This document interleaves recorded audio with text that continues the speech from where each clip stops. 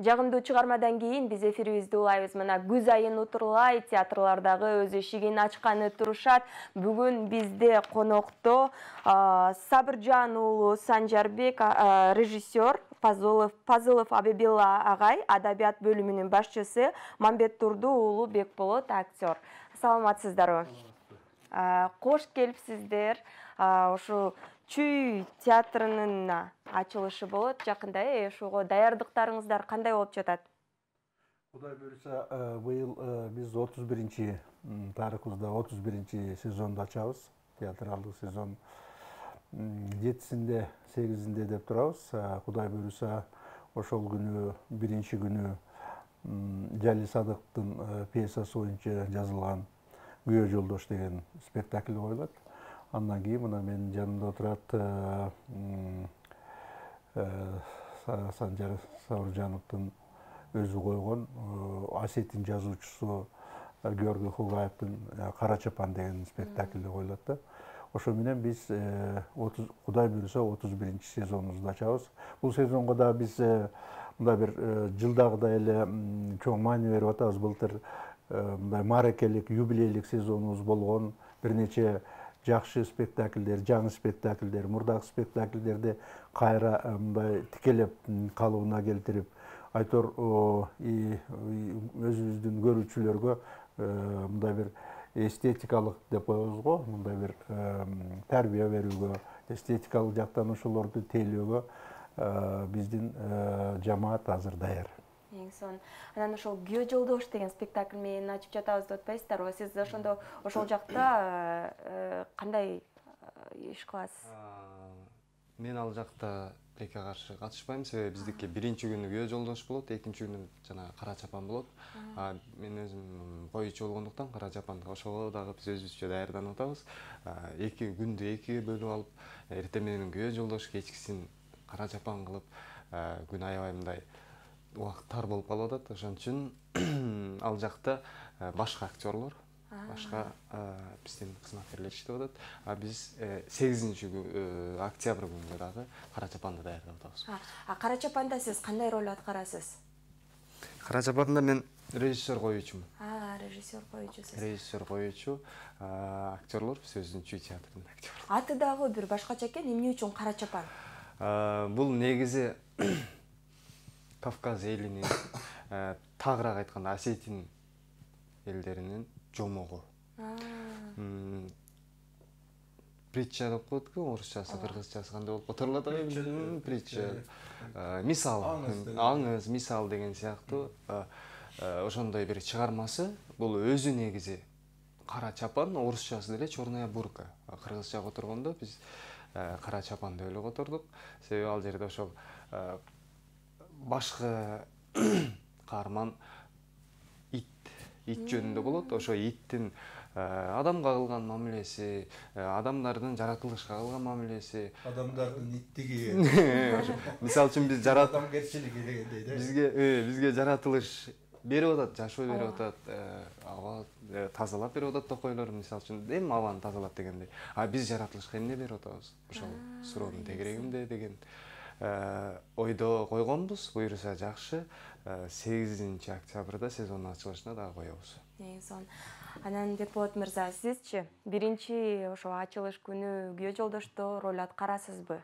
Ооба, Кудайым буйруса, ачылышта Күйөө жолдошто ойнойбуз, Бапылдак акенин ролунда. Бул шаршен Күйөө жолдош спектакли комедия болгону менен тарбиялык мааниси өтө чоң. Эмнеге дегенде айтып коет го, театр бул жашоонун күзгүсү депчи. Бул келген көрүүчү ошол жерден жөн гана күлүп кетпестен тарбиялык маанини да өзүнө алып кетүү керек да, бул театрга келген адам. Бул спектакльде азыркы эле мезгил, азыркы эле доор канча убакыт өтсө деле азыркы мезгилдеги эле болуп аткан окуялар ошол спектакльде ачык айкын жакшы чагылдырылган, жакшы берилген. Айтайын дегеним, Кара чапан спектакли дагы, Күйөө жолдош спектаклинин дагы жашоого болгон тарбиялык мааниси өтө чоң. Жаштарга болгон, кайсыл муун көрбөсүн, эки спектаклдин тең жашоодогу биздин азыркы көрүүчүлөргө болгон тарбиялык мааниси өтө чоң да. Бере турган ою, айта турган ою, бере турган тарбиясы өтө чоң спектакль. Сиздин ошондо ролуңузда кандай роль аткарасыз? Ал жакта кичирээк эле роль, дерс каарман эмес, эч кандай бапылдага келип баягы шаршендер жакы немеге келгенде, кыздын колун сурап келишкен да күйөө жолдош. Мындай болбойсуңар, мындай тойдо бар го, башкарган бапылдап эле ары бери басып жүрүп өзү иш кылбаган эме да. Ошондой адамдын ролу бул жакта эми. Бирок ошентсе да бул азыркы эле мезгилдин жашоодогу адам ал деле. Бар го, эч кандай иш кылбайт, бапылдап эле ары бери басып жүрөт да. Ушундай адам. Той башкарма башчы көрүнгүсү келет да. Негизи да бир айтып койчу нерсе, эмнеге бул күйөө жолдош менен ачып атабыз? Себеби быйыл ошол пьесанын автору Жалил Садыковдун 90-жылдыгы экен. Ошонун да негизинде Жалил Садыковдун 90-жылдыгына да карнап ушул пьесаны жазган ошол Жалил Садыков да. Ошонун 90-жылдыгына арнап да ушуну ачып атабыз. Маркум Жалил Садыков агайыбыздын кичи мекени Кемин. Биздин театр ушул Кемин ушул неме Бишкекте көрсөткөндөн кийин эки спектакльди театралдык сезон ачылгандан кийин Чүй облусунун бардык райондорун кыдырууну пландаштырып атат. Ал эми биринчи спектакль ошол жерде Кеминде коюлат. Анан Жалил Садыков агайыбыздын Кыргызстандын эл акыны абдан белгилүү мына Манастын улуу Семетей деген да пьесасы коюлуп атпайбы улуттук театрда. Мурда да күйөө жолдош, мурда дагы ошол чоң театрларда коюлуп жүргөн. Буга мына биздин көркөм жетекчибиз Орозбек Айдаров абдан көп күч жумшап бир нече жыл мурда койгон. Мына быйыл ошол комедияны, ошол спектакльди дагы тикелеп, дагы элге тартуулаган атабыз. Айткандай чын эле ушундай бир күлкү аркылуу, юмор аркылуу, куудулдук аркылуу бир жашоону берүү, жашоого элди шыктандыруу, азыркы мезгилде ушу элди күлдүрүү биздин негизги максатыбыз болуп эсептелет театрдын. Эң сонун. Анан азыр ошо шаардан кайсы театрлардан ушул спектакльдериңиздерди көрсөк болот, көрө алабыз? Биз чын айтканда өзүбүздүн азырынча имаратыбыз жок болуп атпайбы? Ошон үчүн биринчи азыркы эки спектакльди Бакен Кыдыкеев атындагы республикалык жаш көрүүчүлөрдүн театрынын залында көрсөтөбүз. Кудай буюрса имаратта болуп калыш керек, өзүнчө театр, өзүнчө түтүн булата турган мына 30 жылдык тарыхы бар театр сөзсүз бир имаратка да ээ болуш керек деп ойлойбуз. Бирок рахмат, башка театрлар, ошол эле Муса Жаңгазиев атындагы Курчак театры, Сейтек балдар борбору, Айтор Орус драм театры Айтматов атындагы биздин спектакльдерге өздөрүнүн сахналарын берип турушат. Биз ар бир жолу кандайдыр бир көрүүчүлөр чакырганда биз сөзсүз театрдан театрга көчүп чакырабыз да, ушул бир аз көчмөн театр деген атка конуп атабыз. Бирок көчмөндүк да керек. Азыркы мезгилде менимче театр албетте сахнасы болуш керек, имараты болуш керек. Бирок азыр театрдын түрү көп. Көчөдө коюуга мүмкүнчүлүк бар. Башка жерлерде, аянттарда азыр фестивалдар, ар түрдүү баягы театралдык иш-чаралар көп. Мына ошолорго катыша турган өзүбүздүн спектакльдерибиз бар. Эки адам ойной турган спектакльдерибиз бар. Көп актерлор катыша турган спектакльдер. Мына эки адам өткөн жыл эле биз ошо мааракелик жылда Эдвард Олбинин, америкалык драматург Олбинин «Зоопаркта окуя» деген бир терең философиялык спектаклин алып чыктык. Биздин эки актерибиз ойнойт. Бирок көп азырынча неме боло элек, элге тарай элек. Кудай буюрса, аны дагы көрсөтөбүз деген ойдобуз. Эң сонун. Анан азыр мурдагы кишилер айтып калат го, театрга барарда биз ушунчалык мындай даярданып, кийинип алып барчубуз депчи. Азыркы жаштардын театрга болгон мындай көңүлү кандай, театрга көп киши келеби? Азыр Кудайга шүгүр десек болот. Чынында анткени дегенде баягы аябай көп деп айта албайбыз албетте. Бирок театр сүйүүчүлөр жок эмес. Театр сүйүүчүлөр тарабынан уучубуз кур эмес да, албетте Кудай буюрса Биз спектакль коюп аткан мезгилде кайбыр учурларда болот зал жык жыйма келген көрүүчү. Бул биздин жүрөгүбүздү сүйүндүрө турган. Кайбыр учурларда албетте баягы шибегени капка ката албайсың го. Зритель жок учурлар да болуп калат. Но биздин көрүүчүлөрүбүз бар деп айтсак жаңылышпайбыз. Келет. Жакшы бир ушундай жакшы маанай менен күтүп, биздин актерлордун койгон спектаклин көргүсү келип, ошол нерсеге келгендер бар. Жок. Мындай сөз бар го, жана Магомед неме тоо Магометке келбесе Магомед тоого барыш керек дегендей биздин театр мына 2-3 жылдан бери бүт борборубуздагы жогорку окуу жайларына барабыз. Маселен, ошол эле Айтматов боюнча тоолор кулаганды боюнча башка спектакльдерди биз алып барып, ошол түздөн түз мектеп окуучуларына дагы, студенттерге дагы ордунан көрсөтүп, керек болсо алдында сүйлөп берип, артында суроолоруна жооп берип, кандайдыр спектаклдин айланасында кандайдыр бир маданий, адабий, ушундай бир искусствого арналган бир иш-чараны өткөрүп жүрөбүз да. Бул дагы жакшы неме болуп атат. Себеби улам бир жерге чакыргандан көрө, азыр ар бир окуу жайында өздөрүнүн залдары бар, дегендей мындай, бирок баягы бир гана кемчиликтери бар. Мына режиссерлор жакшы билет. Баягы жарык менен иштөө, тиги бул, декорация, тиги бул мүчүлүштүк болуп калат. Бирок ошо даярдаганда дагы ошондой даярдап атабыз да, бир аз декорация дагы минимум аз болсун, көчүп жүргөнгө да ыңгайлуу болсун. Жаштарга барганда ошол биздин азыркы оюбуз да ошондой бир, маселен ошол кара чапанды маселе жаштар дуулдап көрөт го деп ойлойм. Себеби булар дагы барып көрдү, ошондой жерлерге жаштарга алып барып көрдү. Мына ошондой бир кызыктуу кылып, жаштарга дагы, чоңдорго дагы түшүнүктүү боло турган жагын көбүрөөк ойлонуп атабыз. Себеби бизди турмуш ошого алып баратат. Биз сөзсүз элге жакын болушубуз керек. Айрыкча сиз айткандай жаш көрүүчүлөргө, өспүрүмдөргө, балдарга түшүнүктүү болуп, ошолор биздин театрдан бир кандайдыр бир натыйжа, кандайдыр бир дем ала турган болуш керек да. Мына ошого аракет кылып атабыз. Ачыгын айтыш керек, мына Союз тарагандан кийин театрлардын баары токтоп, ишин токтотуп, актерлор бизнесмен болуп кетип, товар ташып кеткен учур болуп, анан чындыгында ошол убактарда театрга киши келбей калган учурлар болгон экен да. Азыр мен ошо улуу агайлардын, бул агайлардын сөзүн угуп отуруп ойлоном да.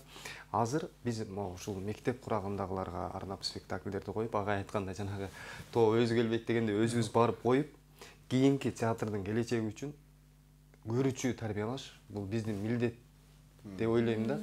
Себеби биз азыр ушунчалык кыйналып, ошол көрүүчүлөрдүн өздөрүнө барып, каалаган жерине барып коюп, театрга көндүрүп, театрды сүйдүрүп алсак, кийинки бизден кийин да иштей турган театрга бул жеңилирээк болобу деп ойлойм да.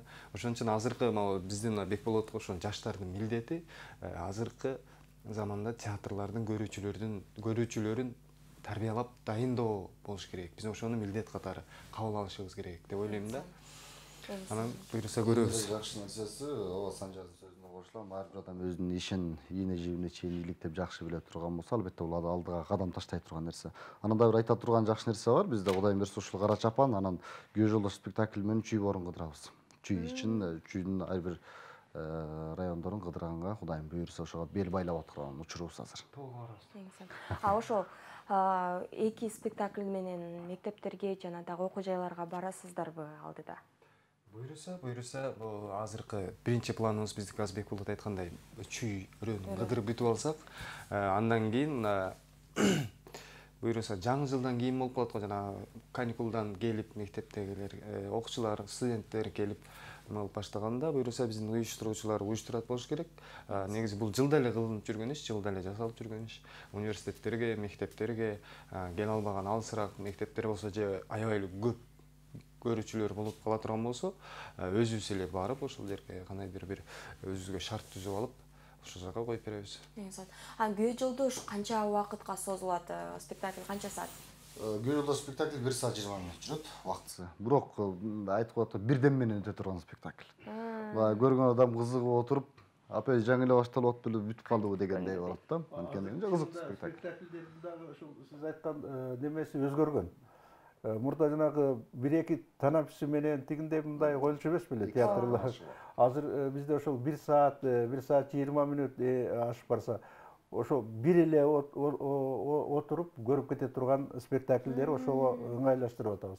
Анан бизде дагы бир бизде эле эмес, деги эле кыргыз театрларда, кыргыз театр искусствосунда бир маселе бар, көйгөй деп.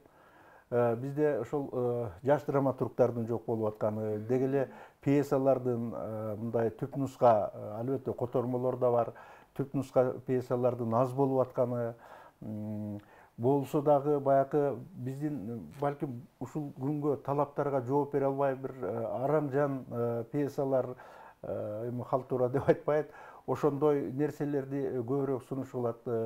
Мына ушул жагынан дагы биз авторлор менен иштешүүнү колго алганбыз. Анан мен дагы бул көп жылдардан бери ушу театр менен байланышып жүрөм. Театр, кино. Анан былтыр ошол 30 жылдыктын арапасында деп коелу, мен атайын өзүм жазган, которгон, анан инсценировка кылган жана Айтматтын чыгармалары боюнча ошол жыйнагымды чыгардым. Мына бүгүн биздин үстөлүбүздө турат. Кудай буйруса ошол сиздер дагы бир көрсөтүп койсоңуздар, мына бир мертебе Бишкекте деп бул жерде бир 12 чыгарма турат. Ошонун бир 2-3өө мына биздин театрда коюлган. Кудай буйруса ушул жагынан дагы мындан ары иштейбиз. Айтып атпайсызбы, 2 спектакль жөнүндө сөз болуп атса, бизде 2 эле чындыгында бизде дагы көп спектакльдер бар. Буга чейинки даярдалган, алдыда даярдала турган уже деңгээлдик планга кирип калган дерлик, планга кирип калган немелер бар. Ошолордун арасында мен өзүм дагы ойноп калдым. Агайдын журт пьесасын койгонбуз. Муну биздин кыргыз элинин эмгек сиңирген эл артисти болду. Эл артисти Эгембердибек койгон. Аябай жакшы чыгарма болду. Бул дагы бир кыргыздын негизи эле адам баласынын багы журту, биз кыргыздын деген себеби биз журтка кыргыздар эле аябай басым жасайбыз го дейм. Негизи анан башка журт таштабайт, анан ата журт деген сыяктуу ошонун айланасында коюлган аябай бир кандай десем философиялык бир терең ойдогу бир жакшы пьеса болду. Ага да мен өзүм да ойноп калдым. Чын сыймыктанам, жакшы роль болуп калды. Санжардын оюн толуктай турган болсок, бул спектакль, журт спектакли чынында айтап турган ою, бере турган тарбиясы аябай чоң. Неге дегенде айтып коет го, жакшы бул журт таштабайт депчи. Бирок ошол нерсеге мажбур болгон адамдардын тагдыры жөнүндө.